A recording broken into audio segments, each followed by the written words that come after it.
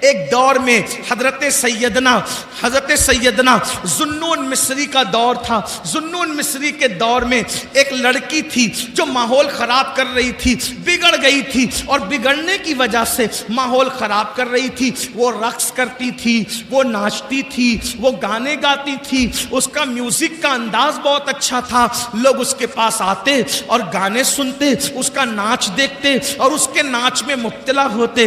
ایک دن محلے کے کچھ شریف لوگ حضرت سیدنا ذوالنون مصری کے پاس آئے اور آنے کے بعد کہنے لگے, اے اللہ کے برگزیدہ ولی, اے اللہ کے بندے, ایک لڑکی ہمارے محلے میں آئی ہے اور وہ اتنا اچھا ڈانس کرتی ہے, ناچتی ہے, گاتی ہے, یعنی اس کے میوزک کا, ناچنے گانے کا انداز یونیک ہے, انفرادی ہے, سب سے ہٹ کر ہے.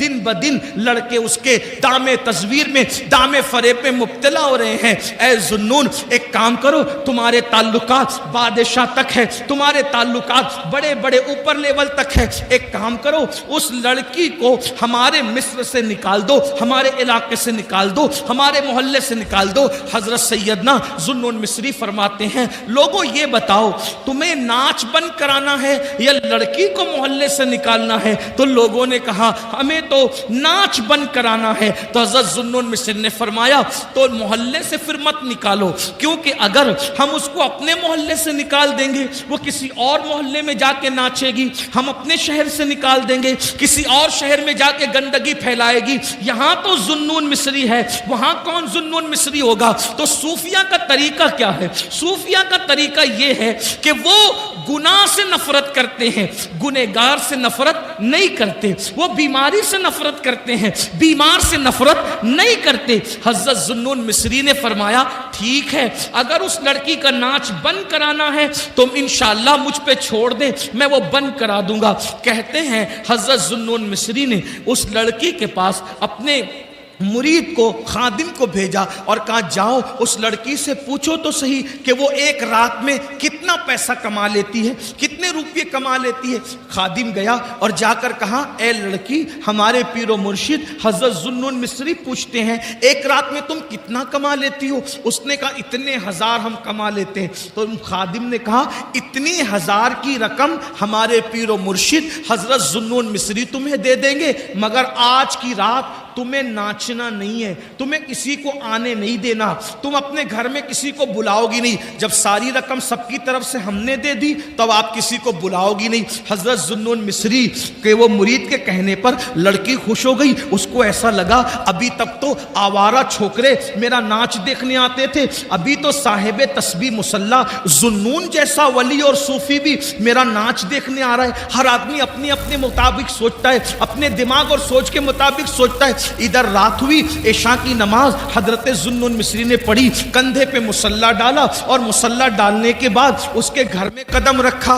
جیسے ہی گھر میں قدم رکھا لڑکی نے پہلی مرتبہ حضرت ذوالنون مصری کو دیکھا اور اس نے دیکھ کر سوچا سب آ کر کے مجھے ایسی للچائی ہوئی نظر سے دیکھتے ہیں جیسے قصاب کی دکان پر گوشت کے لوتھڑے کو لوگ للچائی ہوئی نظر سے دیکھتے ہیں, ایسے سب. لیکن آج ذوالنون آ کر نظریں جھکاتے, سلام کرتے. میں نے پوچھا, اس لڑکی نے پوچھا کیا بات ہے ذوالنون؟ تو آپ نے فرمایا میں نے رات بھر کی پوری قیمت دے دی ہے, آج رات تم کو میرے ساتھ گزارنا ہے. لڑکی نے کہا کیا مطلب؟ فرمایا بیٹی آج ہم رات کو نماز پڑھیں گے.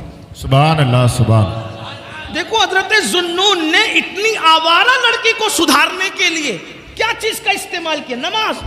کہ بیٹی آج ہم نماز پڑھیں گے رات کو. اس نے کہا لوگ تو مجھے للچائی ہوئی نظر سے دیکھتے ہیں جیسے لوگ کھانے کی ڈشوں کو دیکھتے ہیں, آپ مجھے بیٹی کہتے ہیں. فرمایا بیٹی وہ مسلمان اور ہے, میں مسلمان اور ہوں. اسلام میں لڑکی کو اگر دیکھنا ہی پڑ جائے کسی مجبوری کے تحت تو دیکھنے کا انداز یہ ہوتا ہے, بڑی ہو تو ماں کے سامان ہے, برابر کی ہو تو بہن ہے, چھوٹی ہو تو بیٹی ہے. یہی تین روپ ہم دیتے ہیں بیٹی کو اور کچھ نہیں. نماز پڑھے. کہا بابا میں نے تو کبھی نماز پڑھا ہی نہیں, میں مسلمان ہوں, میں نے کبھی نماز نہیں پڑھا, مجھے نماز پڑھنی نہیں آتی. ذوالنون مصری نے کہا کوئی بات نہیں, وضو کرو, میرے پیچھے کھڑی ہو جاؤ, جیسے میں کروں میری نقل کرو. ہائے ہائے ہائے, توجہ کریں, یہ نماز ہے, جیسے میں کروں میری نقل کرو. کھڑی ہو گئی, ذوالنون مصری نے قرآن پڑھا. قرآن کا اپنا اثر ہے. قرآن دلوں کو بدلتا ہے. قرآن انقلاب پیدا کرتا ہے. قرآن تبدیلی لاتا ہے. قرآن دلوں کے زنگ کو دور کرتا ہے. قرآن دلوں کو چمکاتا ہے. قرآن اللہ اکبر دلوں کے اندر گناہوں کی زنجیروں کو توڑ کر کے اللہ سے رشتہ جوڑ دیتا ہے.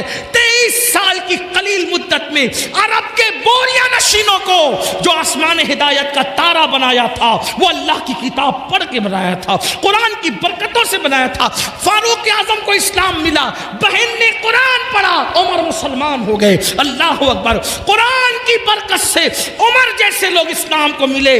قرآن, میرے آقا فرماتے ہیں بعض شہر ایسے ہیں جو جنگ کی وجہ سے فتح ہوئے ہیں, مدینہ ایسا شہر ہے جس کو ہم نے قرآن کی برکت سے فتح کیا ہے. اللہ اکبر. اندازہ کریں حضرت ذوالنون مصری نے قرآن پڑھنا شروع کیا. وہ لڑکی ناچ گانے اور تماشوں میں اتنی ڈوبی ہوئی تھی, اس کو کبھی رونا ہی نہیں آیا تھا. لیکن آج جب حضرت ذوالنون مصری نے قرآن پڑھا تو وہ ہمک ہمک کر ہچکیاں لے کر کے رو رہی تھی. ذوالنون قرآن پڑھتے جا رہے تھے اور اس کی آنکھوں میں آنسو آ رہے تھے. کہتے ہیں گناہوں کے دھبوں کو جو دل پہ لگ جاتے ہیں 7 سمندر کا پانی بھی دھل نہیں پاتا, مگر ندامت کے آنسو دل پہ لگنے والے دھبوں کو دھل دیا کرتے ہیں. موتی بنا کے شان کریمی نے چن لیے قطرے جو تھے میرے عرق انفعال کے, شرمندگی اور ندامت کے آنسو بڑے قیمتی ہوتے ہیں.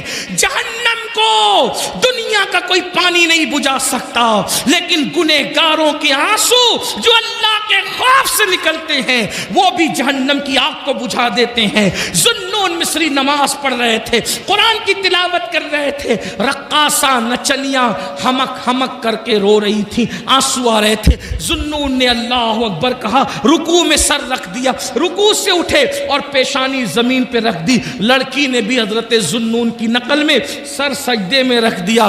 ذوالنون نے سبحان ربی الاعلیٰ زبان سے کہا اور دل سے کہا, مولا بہت محنتوں سے یہاں تک لایا ہوں. سبحان اللہ. سبحان مولا بہت محنتوں سے یہاں تک لایا ہوں. یہاں تک لانا میرا کام تھا, اس کے آگے سنبھالنا تیرے کرم پر ہے. مولا اگر تیرے کرم نے سہارا نہیں دیا تو دنیا کی کوئی طاقت اس کو دوسرا سجدہ نہیں کروا سکتی. دنیا نے دیکھا ذوالنون نے جب سجدے سے سر اٹھایا تو نماز پوری کی تو وہ لڑکی تھی نہیں, وہ غائب تھی. اب وہ لڑکی کو ڈھونڈا گیا, نہیں ملی. نچنیاں کہاں گئی, رقاصہ کہاں گئی, نچنیاں کہاں گئی, رقاصہ کہاں گئی.